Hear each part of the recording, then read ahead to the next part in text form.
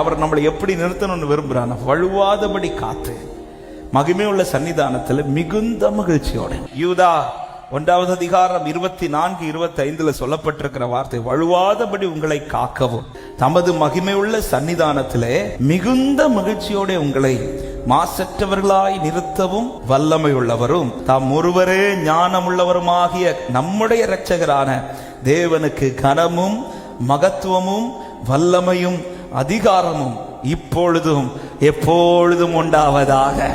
இந்த மிகுந்த மகிழ்ச்சி யாருக்கு? நிறுத்தப்படுறவங்களுக்கா, நிறுத்துறவருக்கா? எப்படி பார்த்தாலும் இந்த வசனம் நம்ம கிட்ட பேசும். நிறுத்துறவங்களுக்கும் மகிழ்ச்சி, நிறுத்துறவருக்கும் மகிழ்ச்சி. அவருக்கு எது ரொம்ப மகிழ்ச்சி தெரியுமா? என்ன வழுவாதபடி கொண்டு போய் நிறுத்திடணும். நமக்கு எதுதான் மகிழ்ச்சி தெரியுமா? நம்ம வழுவாம போய் நின்றணும். அதனாலதான் அவர் பார்த்து பார்த்து நடத்துறார். இப்படி நம்மளை நிறுத்துறதுக்கு அவர் சந்தோஷப்படும் போது, ஆமா, நம்முடைய வழிகளில் நாம் தோற்று போக கர்த்தர் விடுவாரா? வெட்கப்பட்டு போக விடுவார்?